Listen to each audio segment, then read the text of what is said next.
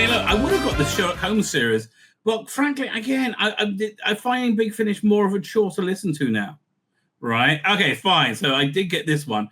Now, this range has generally been speaking has been absolutely excellent, right? The Tim Treloar Third Doctor range. I know a lot of people don't like him. For me, he is excellent as a third. He imbues the Third Doctor. I wish they would cosplay him as the Third Doctor. Right. I think he's got the right size nose. Put a Buffon wig on him. And I think it would actually, be quite successful. So this is, it's not really a recommend. It nearly is, and they're really trying to say interesting things and go in and do have strong stories. Most of it takes place in and around the Dunkirk withdrawal from during World War II. Right? Have you ever seen the movie Dunkirk? Basically, I love that movie. Right?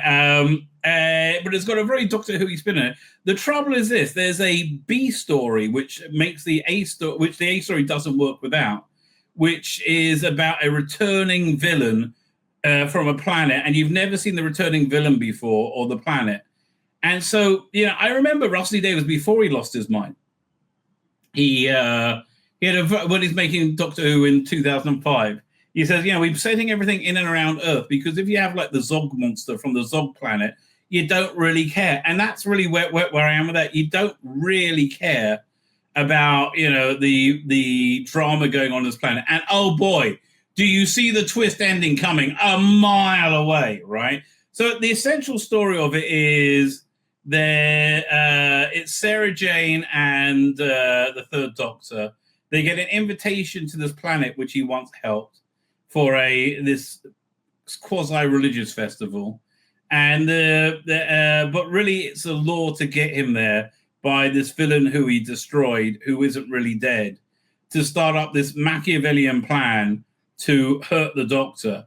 And essentially they want to hurt the Doctor by going back in time to Dunkirk, where Joe Grant's father is there as part of the rearguard action. And kill him so Joe Grant will never exist.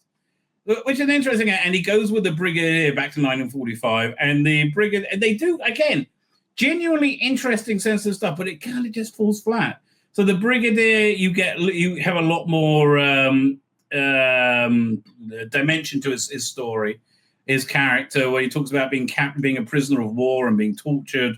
And, you have the like post-traumatic stress and going back to 1945, I was about 1939, I think. The start of the war. So all that stuff works well, right? You can't. There's a line where the Brigadier says, "All the freedoms we fought for will just be melted away," and he's talking about Nigel Farage, right? Cluelessly. Meanwhile, Britain has sunk into pure, how would I describe it? Pure totalitarianism, which it is. I mean, again, the police are not there to protect the citizenry. The police are there to protect the government from the citizenry, right? That's sadly the truth. All these people being arrested for tweeting, I think Keir Starmer's a bit shit. I mean, super shit. This is the most disgraceful period that I've ever seen in Britain. Like, way worse than the James Callaghan years, right? This is again, it's really dark stuff where Britain is in, a very dark place, right? It's not free anymore, and it's having its Britishness dissolved and ripped out from it. All right, so look, Nick Briggs, I understand you're a bit of a lefty and you thought it was all going to work out okay getting your Labour government, and it's been, nothing works out as badly as Liberals getting what they want, right? So again, the story is a six-parter.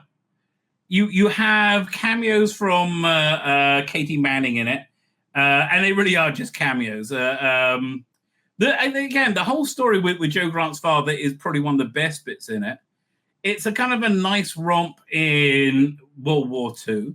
Again, there's another bit where the Doctor's captured by Nazis, and he has a Nazi general or somebody vouch for him to establish he's really a spy. He's not really a part of the British. And it turns out that that's from another previous adventure that I don't think I've seen. Right? I don't know. They came with 2 hours of interviews. I got about halfway. I got about half an hour through. I'm like, and I thought I just assumed when it was 2 hours long, there'll be a music suite for an hour and a half. No, it's just lots of interviews. So maybe they talked about it more. I just ran out of steam listening to it.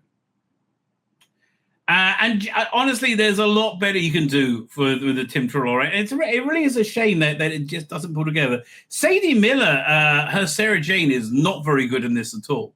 She sounds way too posh. There's a trailer for it. We'll play it. She sounds way, way, way, way, way too posh. Okay. This ad all the time, and I'm like so unbelievably sick of it. It's beyond belief. Go back there. So it does again. The Sadie Miller just doesn't really work, and then she's normally quite good, right? I was like, $26.11. It seems it's very expensive.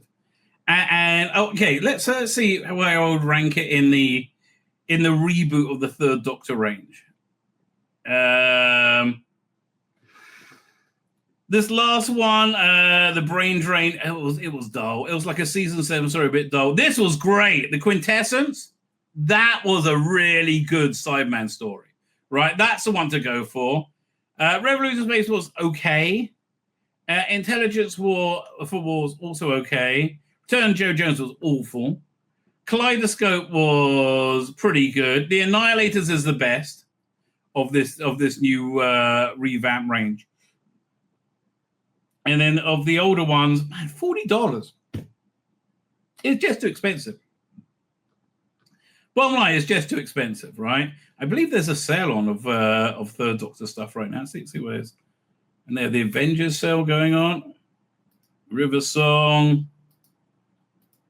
Jumping on points. I guess not.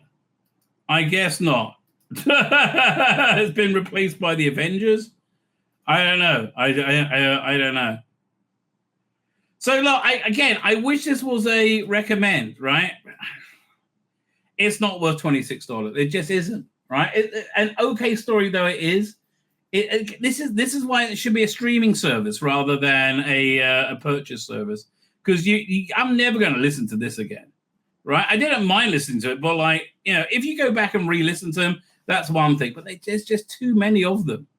Bottom line. But here, let me play the trailer. Hang on. Oh, it's stuck in. Come on. You can do it.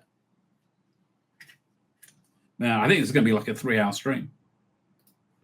Let's see how far I can go.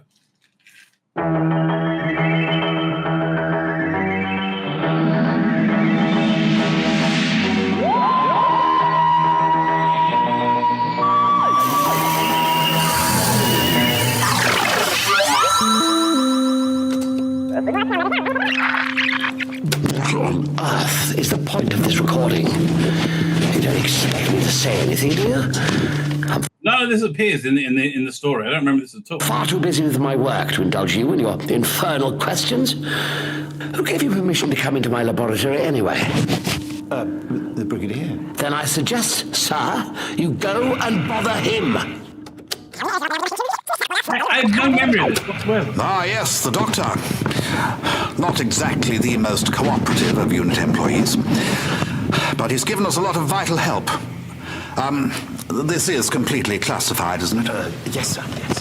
The fact of the matter is that he's been instrumental in defeating a number of alien menaces and technological threats. I'd never give him the satisfaction of hearing this, but he's vital to... All right, this has nothing to do with the story whatsoever. There is quite a nice bit in it where when they go back in time to World War II, the Brigadier says, first, you're going to have to accept me as your superior. That's the only way this is going to work. And that's really quite fun.